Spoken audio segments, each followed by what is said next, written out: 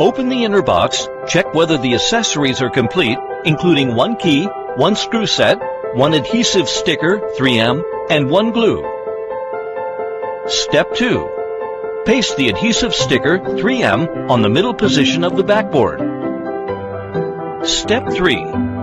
Apply the glue evenly on 4 or 6 symmetrical points on the backboard, and ensure the glue is thicker than sticker, which ensure the glue contacts closely with the wall. Step 4. Find correct mounting position that is clean and dry. Directly press and fix the machine on the wall. Step 5. Insert the key. Take down the lock ring gently. Step 6. Unscrew the cap to add soap, then tighten it. Place the filled bottle in the right position. Ensure the bottle neck can be locked. Step 7. Lock the bottle by lock ring. Ensure that the position is right and cannot be pulled out. Step 8. Rotate and unscrew the press pump, press the pump, and start to use it.